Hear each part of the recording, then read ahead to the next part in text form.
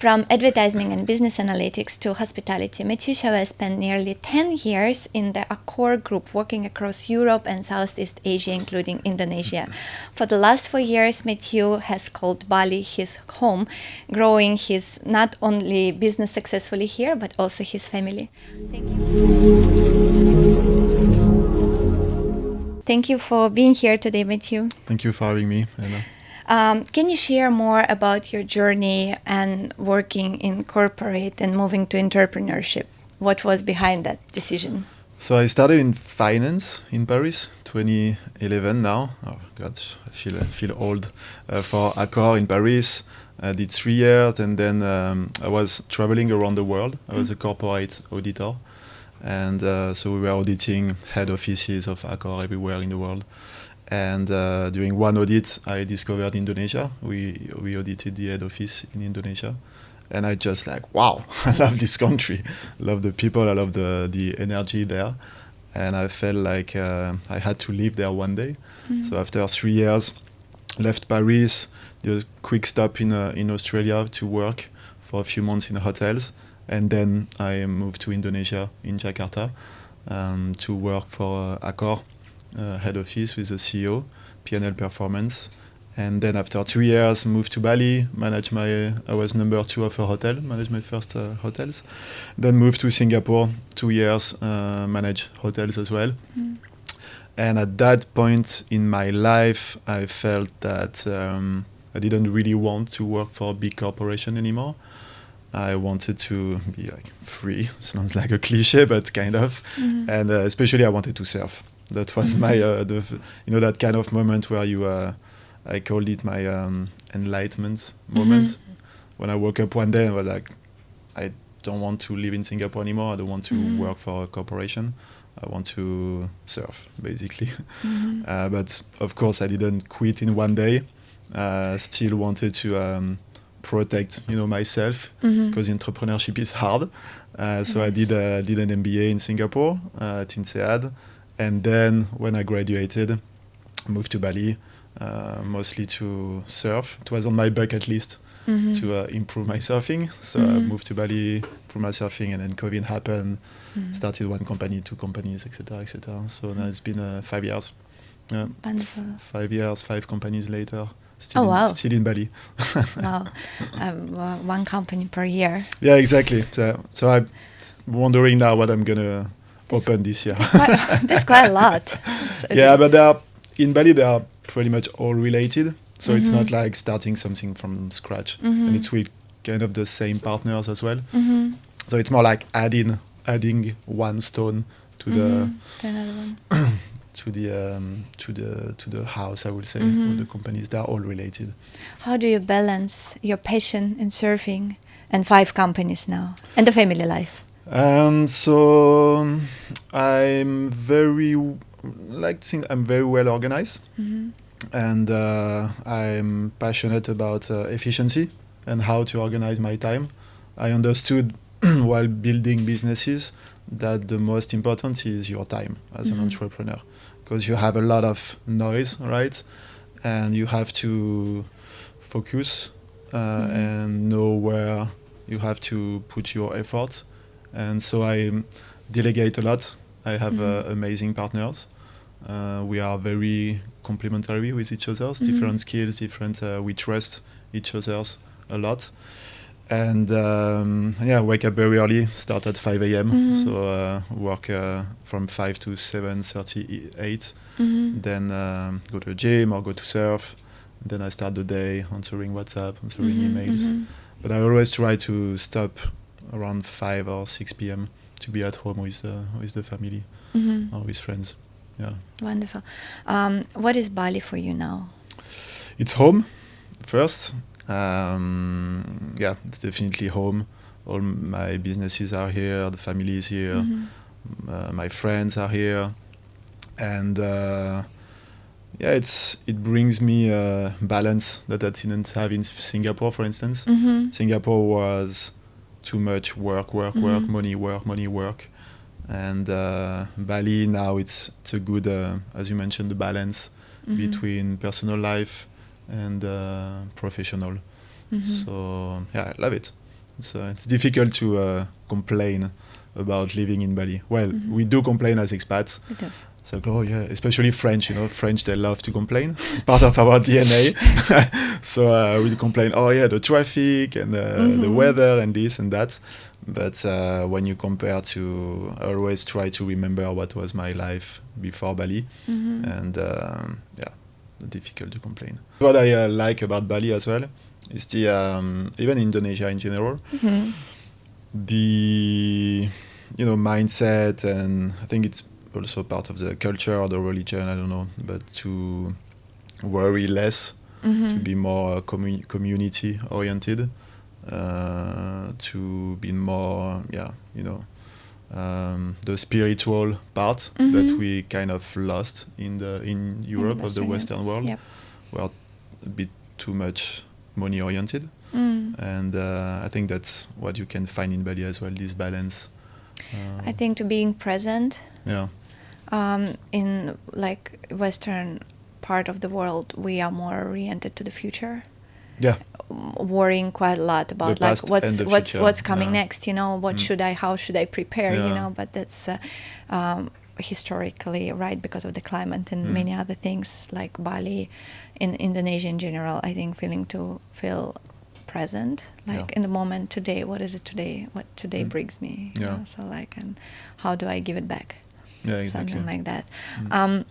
You prepared quite well for the internship, considering quite many people who's just coming to Bali and deciding to open something and do some business. You went very hardcore to INSEAD for the MBA.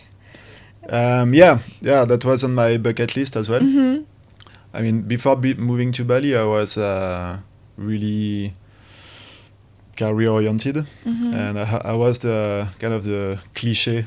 I did a business school in France, university. Then I worked for corporate, and then I did my MBA. I was like, tick, tick, tick, tick, the perfect path to corporate success, I will say. But I realized that it was mostly to flatter my ego, and that deep inside, that's not really what I wanted to. But at the same time, I didn't want to become a like surf teacher and live on the beach. I still want to have to build something, to give back to the community, to make money, of course, to be able to go for holiday, to sustain for my family, for my kids. So I knew that it would be easier if you had a good, like, let's say, a good degree, a good background. So I think that's what I always say to people who want to move to Bali. Like, I'm going to start something, I'm going to leave everything behind and start a new life in Bali. Like, it's not that easy. And entrepreneurship takes time, can take years. True. So it's very risky. Like when you know that in the US, for instance, I think 80% of the businesses fail before 5 years. So when you know that, and you just need to prepare yourself for the worst. So by doing an MBA, for instance, I knew that worst case scenario, just go back to the corporate. Okay. 2, 3 main lessons you took from the MBA and you using it like in your business, like what helped you a lot? I think the first one I knew, but I discovered that more. I think it's the power of network, relationship for your career, or if you're an entrepreneur, to raise funds. It's super, super important, especially for like international MBA. You meet people from all over the world. Now, majority of my investors are from INSEAD. So power of network. The second thing is, I think, the international exposure. It's important.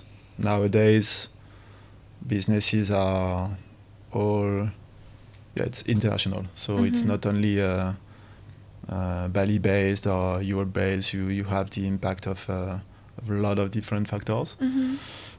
So it's super important to have an international profile. I think the third thing is, in my opinion, the power of education.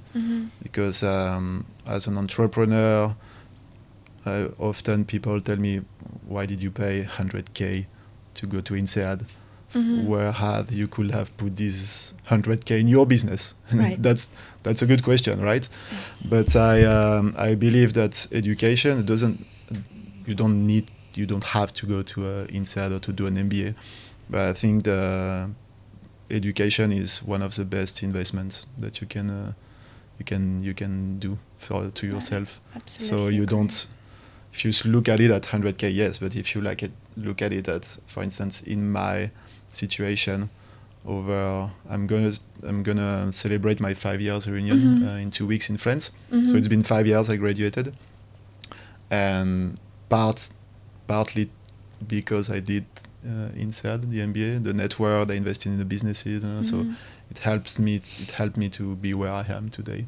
So it's not like sign a check and you do one in 1 year. It's also what brings you, but I think education is never a bad investment. I think you need to learn new things all the time, to be open, to develop yourself, especially in this very fast-paced world we are living in, with AI and all these things. Every 2 months now you have new things. So you have to be top of the game and to invest in your education. Well, you can invest this 100K into the business, and you can lose the business in 1 day. If anything happened, you're investing this 100K in your education. You're not losing your head. Yeah, exactly. I mean, in the worst scenario, it can happen too. But in general, in the end of the day, you are like, we ourselves is what we are sure about, like 100%, right? Like everything else can come and gone. Yeah, exactly. So. But I think also it depends. I think the worst thing to do is to compare yourself with others. Like, for instance, someone will look at my, I don't know, LinkedIn profile today, like, oh, that's awesome, you have all these businesses in Bali, blah, blah, blah. But it works for me. But some people, I have friends who lived in Bali for 6 months and they moved back to Jakarta because they didn't enjoy Bali life, they didn't enjoy the social environment, the traffic, etc., etc. Well, Jakarta is it's worse in terms of traffic. But my point is that we all have our own history and needs and bucket list in our head. So never compare yourself with someone else. Just do something that, for me also, the INSEAD was or the surf. It was really the bucket list. Like, I always try to picture myself at 65 and be like, will I regret something? And when I was in Singapore, I was like, I will always regret if I don't do an MBA. Because I always love to learn, and I was like, okay, that's the last time in my life I can do that. Take 1 year off and enjoy and travel, etc. And surfing was the same. I was like, finished the MBA, and I was like, I will not do it at 65 if I want to live physically, unfortunately, when you get older. If you start earlier. So just try to not regret things. I think that, to me, that was my biggest fear, to regret, to wake up at 65 and to have like a big job, big title, lot of money, and be like, shit. How much life was in your life? Yeah, that's what drives me.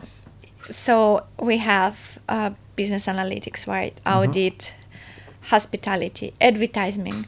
Top to this, we adding your experience to creating a jewelry brand. Sione has been recognized for its radical approach to the supply chain, ensuring that your creations are free from mining, slavery, chemicals, plastic, and carbon.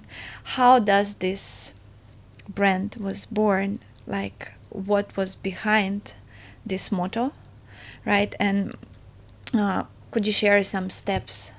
How did you ensure that everything what you put on the list and on your website is actually what it is? So it's a family business. So it's my brother and his wife, Siona. The name of the brand is my wife's name. Okay.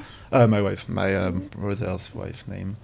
And so she's an amazing designer and jeweler. She's certified from the GIA. So she's the expert, and I joined her dream to build a sustainable jewelry brand and bring my business acumen and finance. And so we started.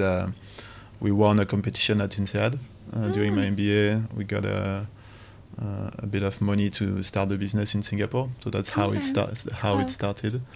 And what we did is we spent a lot of time to analyze our supply chain to understand how we could reduce the impact of producing jewelry. That's why we use only recycled gold. So we don't mine. We use lab-grown diamonds. Same, no mining. We try to offset our carbon footprints. We use the jewelry boxes are from a sustainable, forest in New Zealand. So all this supply chain analysis was done by especially Siona, because when she studied jewelry at the GIA, she realized massive impact of mining, basically. Mining gold, mining diamonds, in terms of environmental damages, but also on the populations, like blood diamond stuff. Yep. So that's why we spent a lot of time before even starting the company to make sure that, we are not perfect, and there is a lot of greenwashing nowadays. Even H&M is sustainable. So a lot of greenwashing, but we try to do our best and to be transparent. I think that's very important for businesses. To being transparent. And we, with all my other businesses now in Bali, we apply kind of the same values of transparency and no like greenwashing. Trying transparent. I think people, consumers, investors nowadays, they deserve to know the truth. And as living in Bali, we believe in karma, right? So karma hits back. So I think it's important to do the right things. You're sharing a lot through your LinkedIn about your experience and about what's going on. What is often mentioned there about doing business responsibly. Is it actually possible in your way? Yeah, I think it does. I think it depends on. For me, it's can I sleep well at night? I think that's the first thing, and not to be too greedy. I think living in Bali helps also to, again, back to the balance. Yeah. And I think we've been sold for many, many years, especially in MBAs, that you have to make a lot of money, and money for shareholders are the most important things, and profits, the highest profit, maximizing profit for shareholders, stakeholders, the most important things. I don't. It's important, yes, but now we have a responsibility also to maximize our, sustainability approach and transparency, and I think also as an entrepreneur, you need to believe in what you do. And if I didn't do the right thing, I could not run my businesses, because it will be against my myself and my values. So it works for me. Personal values in the world where money talks most of the time, and where investors is quite pretty much obvious that people want their returns, right, and profits and all of those things. How to keep standing for your values and for what is important for you? In my experience, having raised $1 million for different companies and projects, easy to say, but you have to choose your investors. Like, you have to choose your partners. If we have a boutique hotel that we are going to start building in Sidemen, and when we raised a seed round, a few years ago, I refused investors because we were not aligned in terms of vision and values, and they were way too return oriented. And so there are a lot of different type of investors. You have the investor, they want to maximize their returns, and that's it. There are other investors, they want to invest in a story, in an adventure. They don't really, of course, they would like to have a nice return, but it's not the most important. You have others, they just want to invest with you because they are friends, or so there is no just one type of investor, and they are not all looking for maximizing their profit 100%.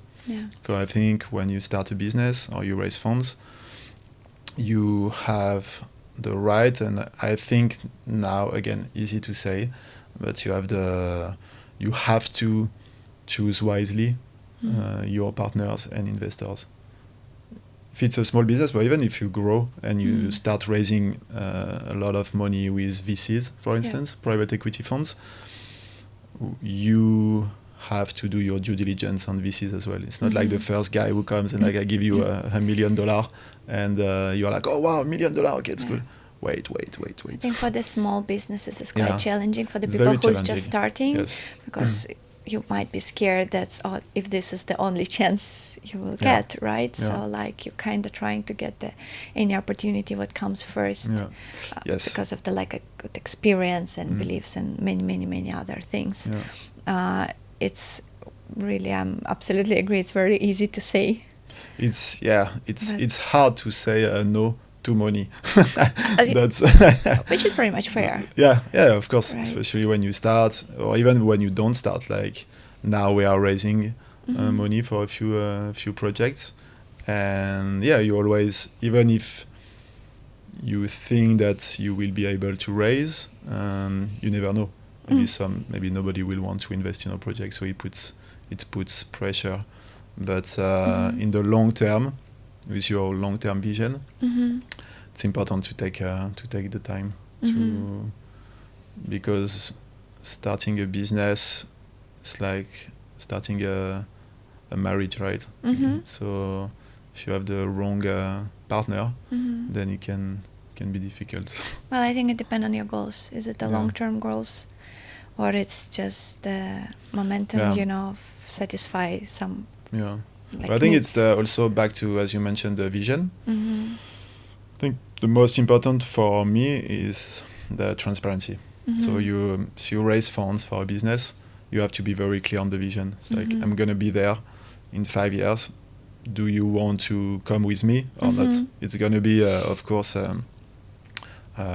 stressful, risk, and obviously if you invest in early stage startup, there are huge probability that you will lose your money. Let's be honest.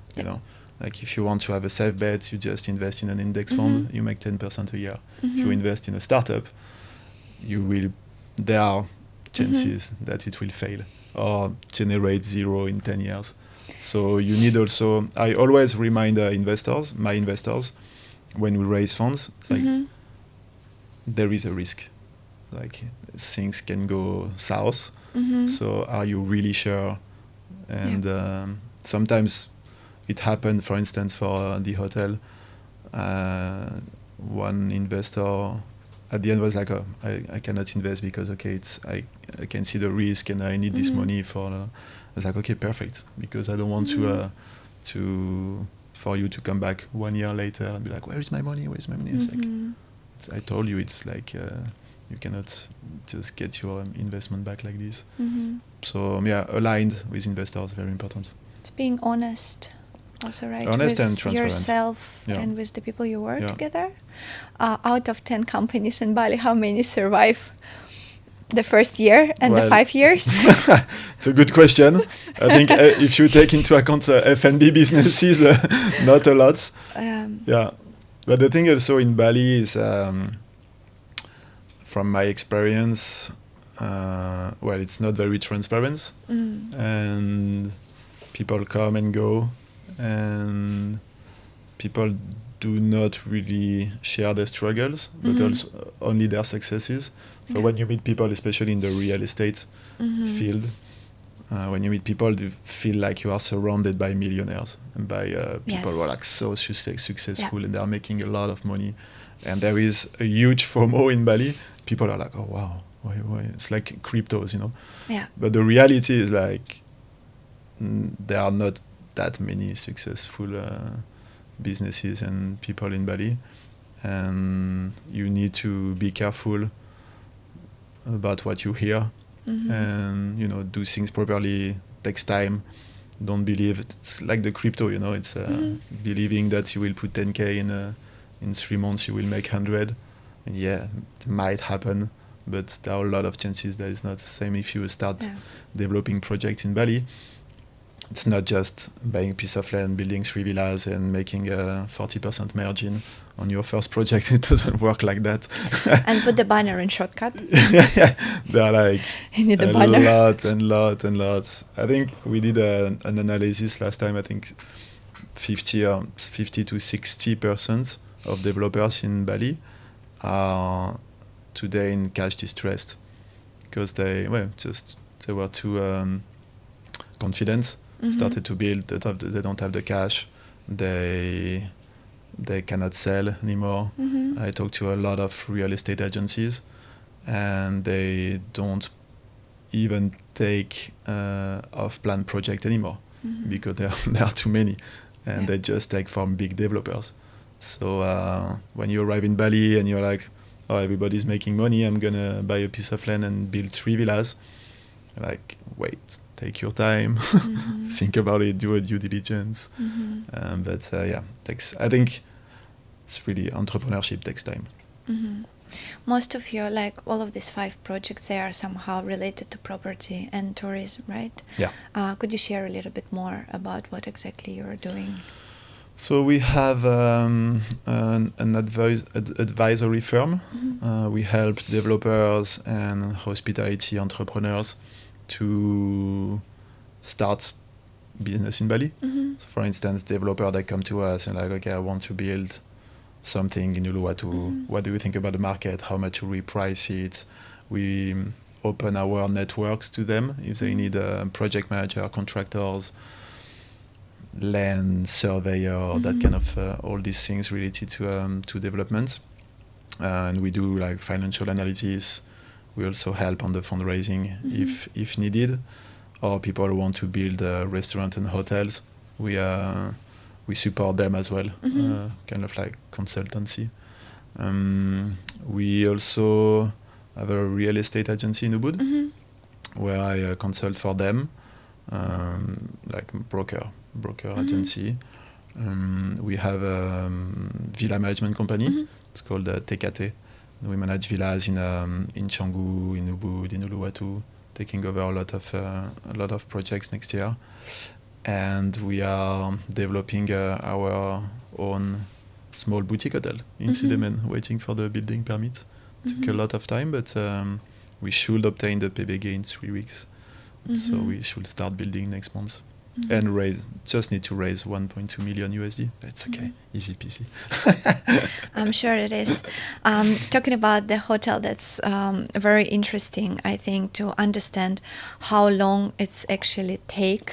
A lot of time. To go through all these processes if we're doing it legally correct. Yes, that's the thing. So again, in Bali, people think that it's quick and you can do whatever you want. Actually, it's not. There are rules to follow, like everywhere in the world. I'm always surprised when people arrive in Bali and they're like, "Oh, I'm buying a land and then I'm starting to build right now." Like, you cannot do that. Like, nowhere in the world you can just buy a piece of land and build. You need building permits. You need, all these. So we decided to go through all the legal, like to be really clean at 100% because we raise funds as well, and I don't want to play with my investors' money because it's my reputation. So we went through the whole process. It was very long because so the new building permit, the PBG, started in 2021. Yep. During COVID, it was a big mess. and it took a lot of time to be implemented. In Bali, started with Jakarta, and then in Bali, etc. So we were kind of the first ones to try the new building permit. So we went through all the challenges like of implementing. Even the local government didn't at the beginning they were not connected to Jakarta because now it's online, and they didn't really know how to apply this and that. So it was like a long process. It took us probably a year and a half. But I think like if I had to do it again now, it would be much faster because of course I learned and people start to understand better how it works, the systems perform better as well. But yeah, we were the first one in a year and a half ago. It was a nightmare.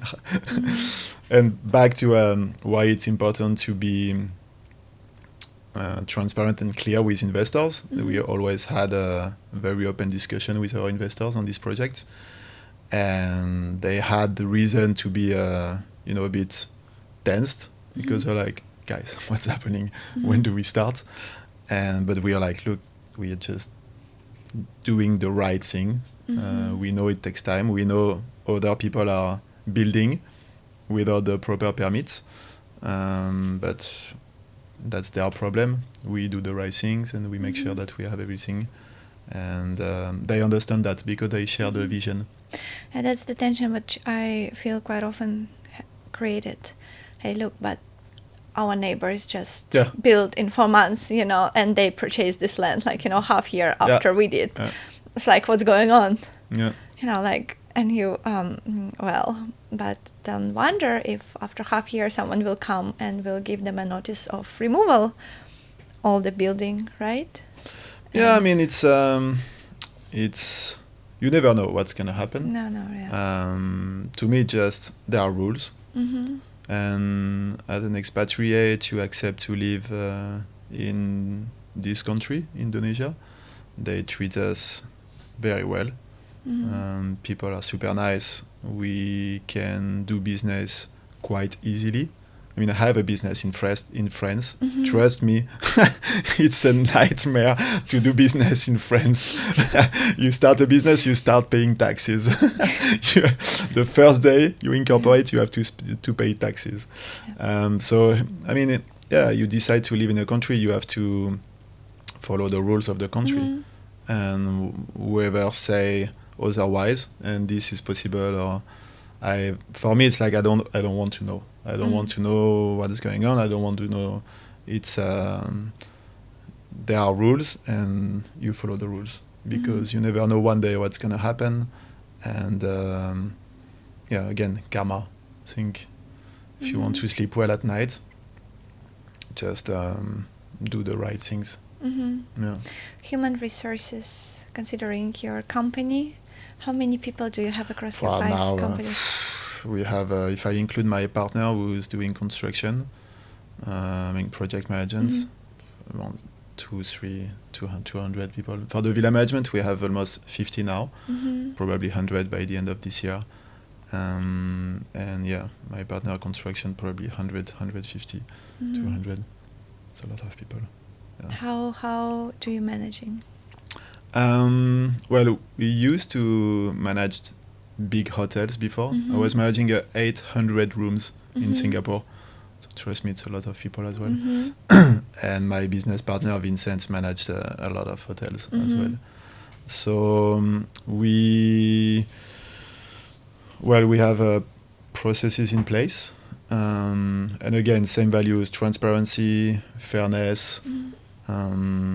We pay our employees well. They all have the BPJS and social security. They all have the 13 months. They all have holidays. They are happy to work with us. Pay more than the average salary. We pay the service charge as well.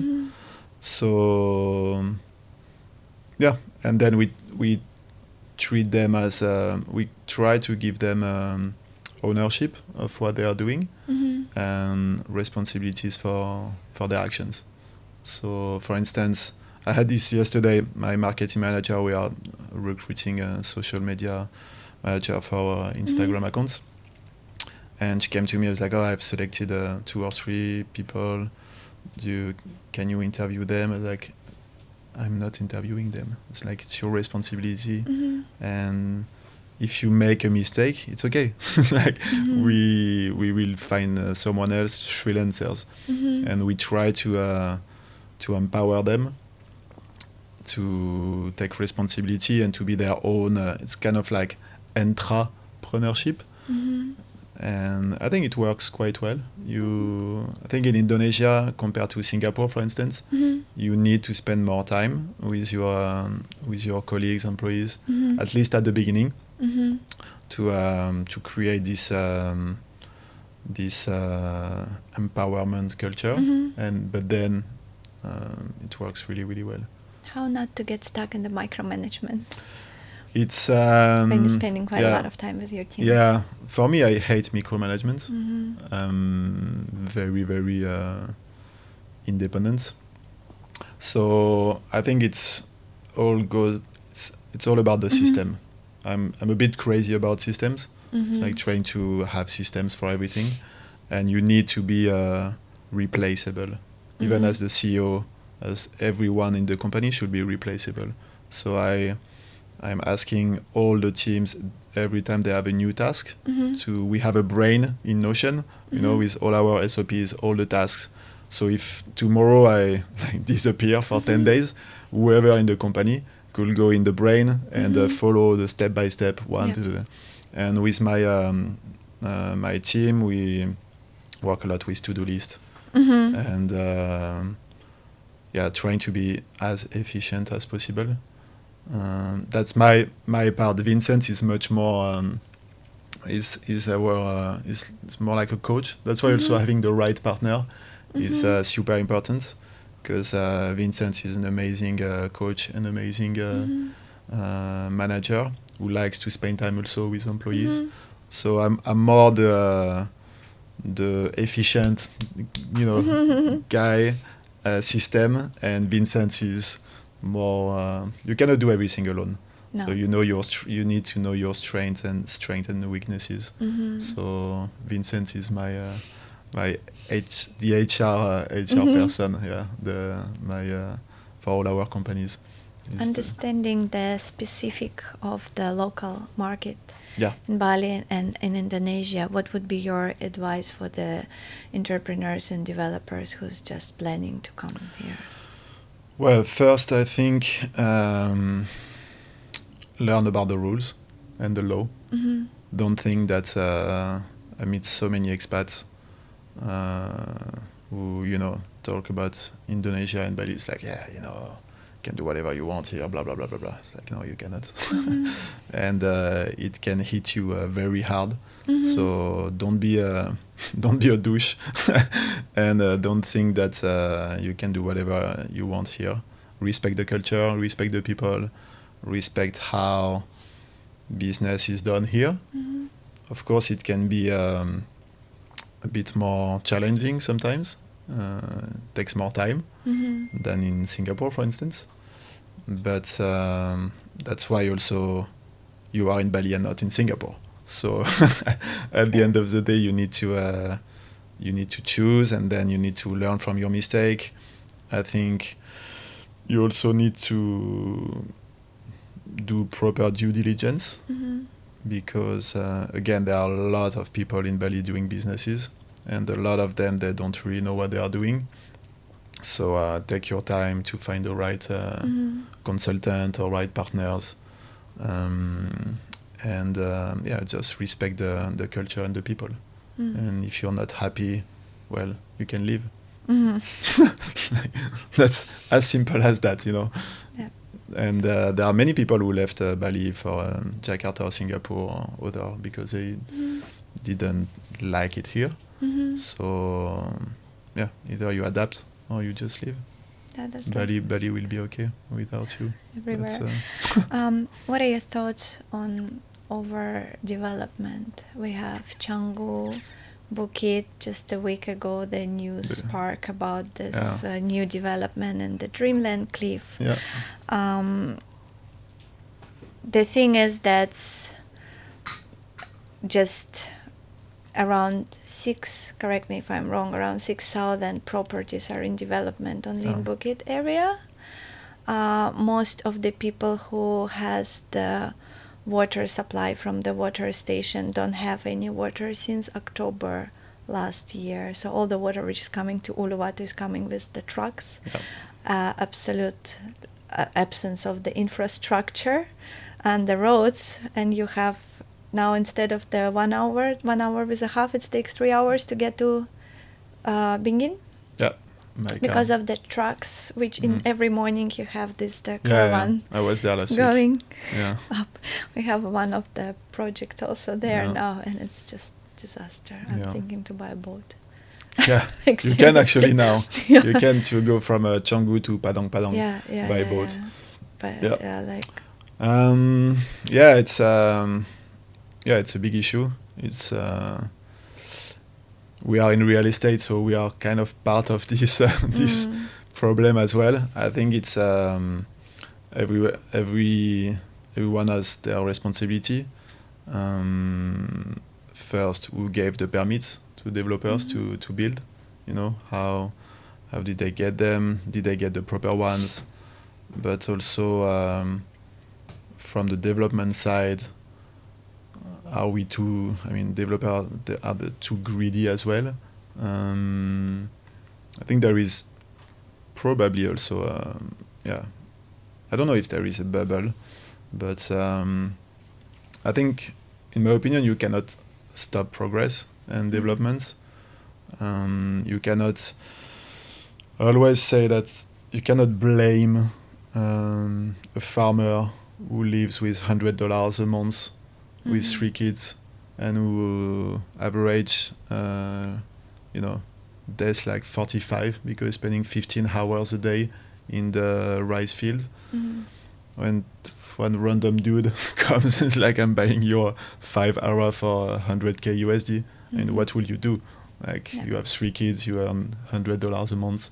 So I think from an expat perspective, it's easy to blame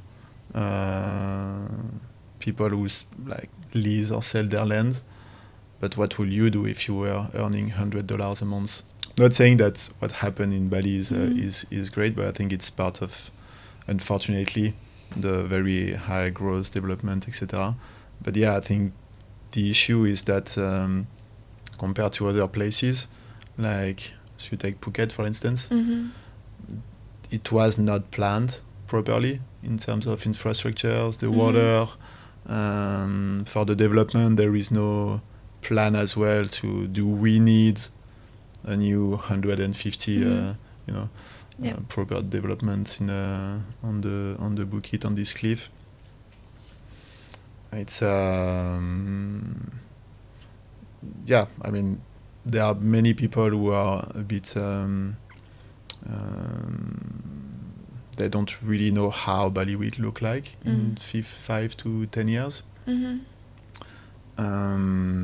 It's difficult to. I mean, of course, it's overdeveloped when you see what's happening in Canggu, but I think it's a collective issue, and it's very difficult to blame only one person. Like, you can blame the development company, Mira, for instance, for the cliff, but they probably received all the permits to do it.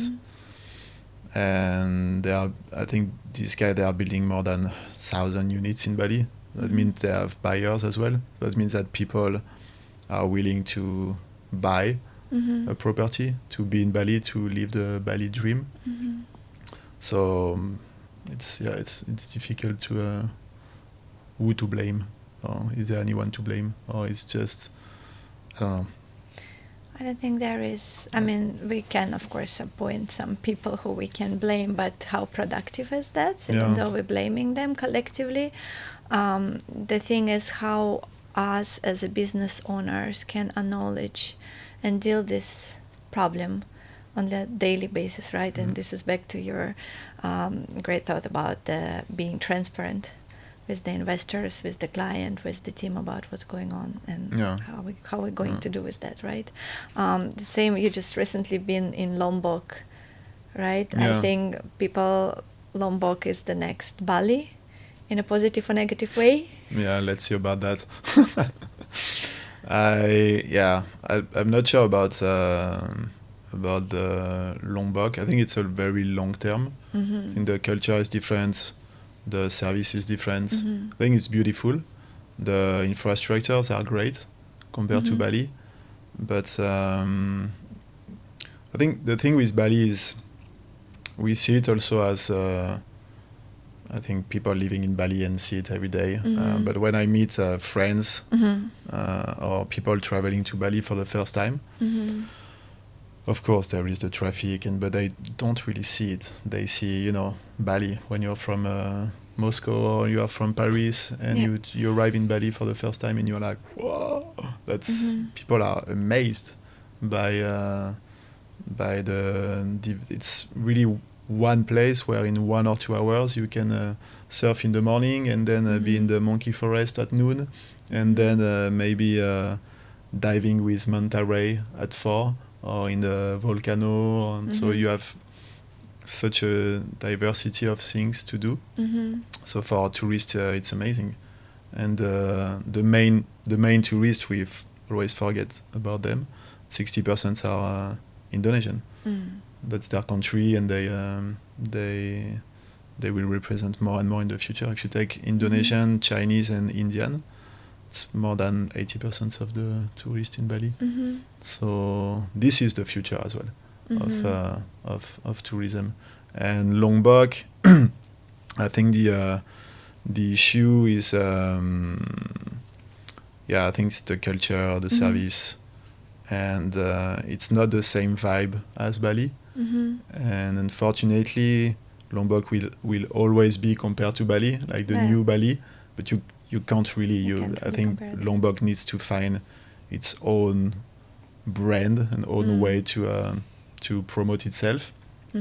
But you cannot call it the new Bali. It's interesting now. I'm working with a lot of developers and investors, and there are a lot going to Bajo now, Flores, more than Lombok actually. So I know I've posted a few times on Lombok, and there's always a heated conversation on Lombok with true. people who developed in Lombok, and they're like, you don't know anything. But I personally think that it's not there yet. It's gonna take a few more years, and it will be very specific. Maybe it will change if one day they open the direct flight to Australia. Maybe it will help, but you can't beat the Bali culture and the Bali brand. Yeah, it's very hard. I think it's now offering as a nearest alternative to Bali, but it's quite hard to compare. Only one thing concerning me personally, Lombok as in New Bali, a waste management problem, which has absolutely, so far as I know, there is no facilities again for managing that amount of trash which is already there and which is on the way, considering all the development what's happening now. Like, we already have this problem in Bali. We can learn on this, and do it actually better. But in which direction it's gonna go? And I think also there are great things as well that people are doing in Bali, like Sangye Watch, and I think there is even in terms of developments, they also start to have more and more controls on the building permits, on the licenses. Of course, you can always say it's too late. Look at the bookie.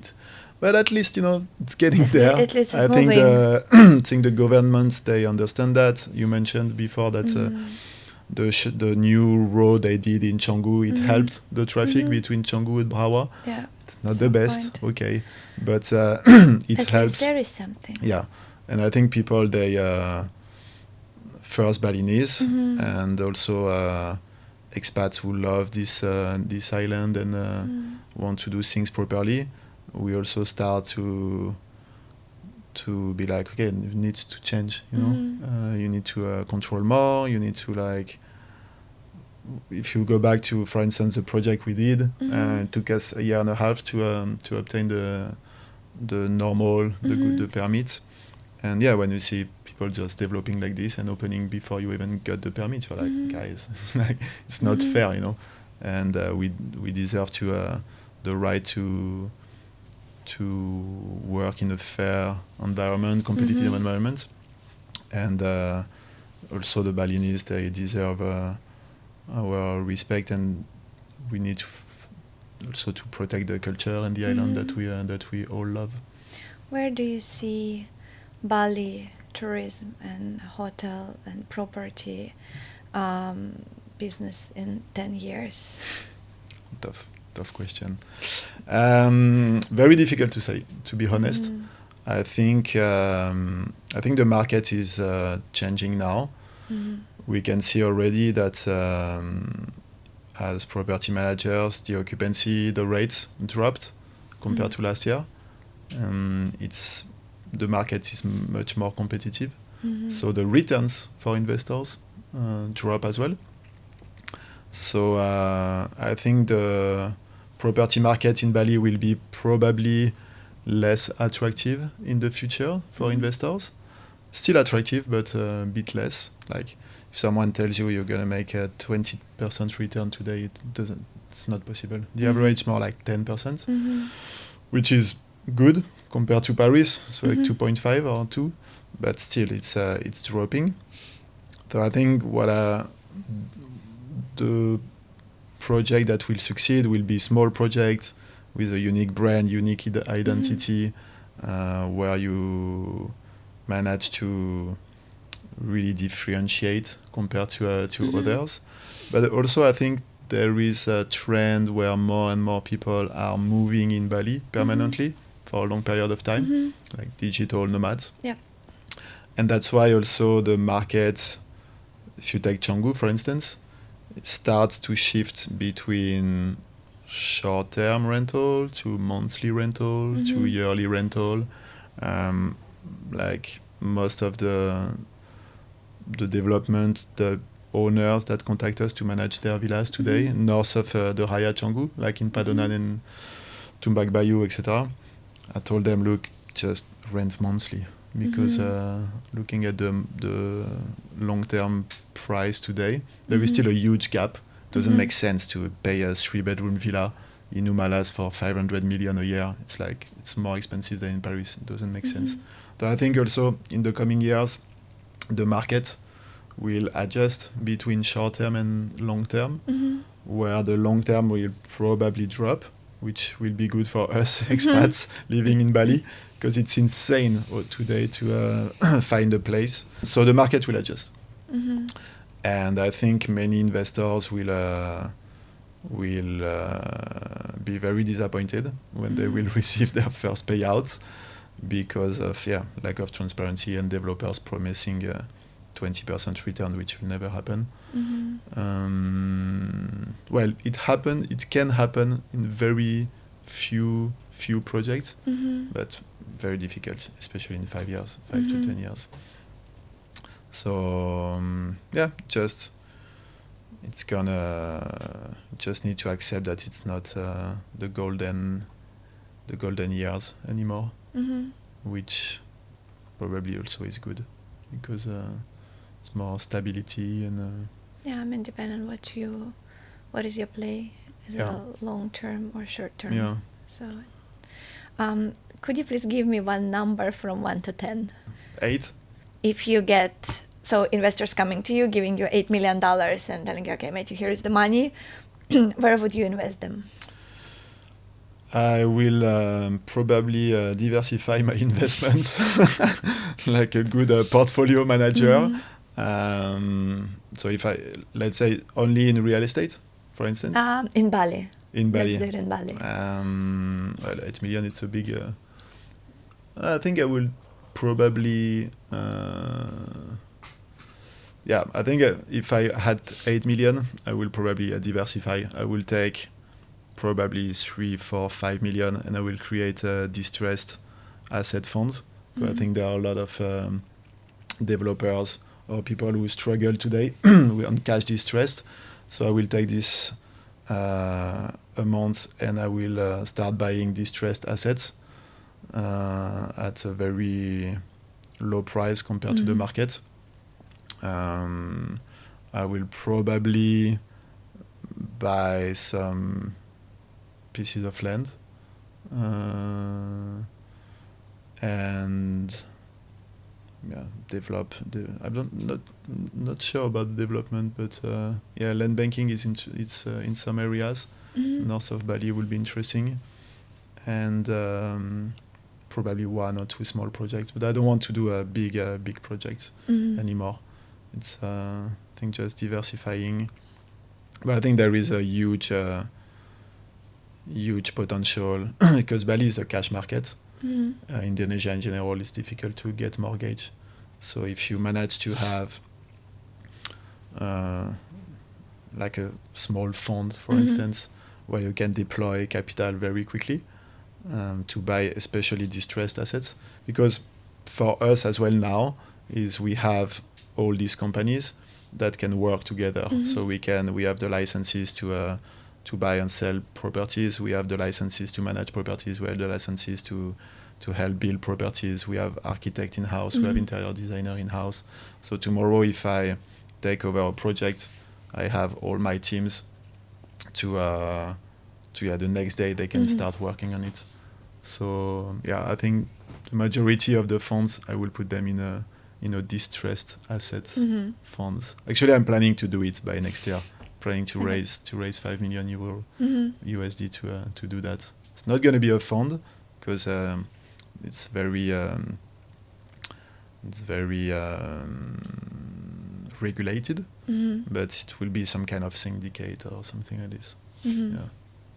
I think there is a lot of opportunities. There are a lot of opportunities in that.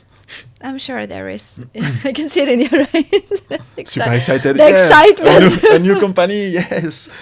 Okay. Matthieu, thank you very much for this conversation today, like for being honest and being transparent about your business and about your practices and about your experience. This Thank very you much for inviting me.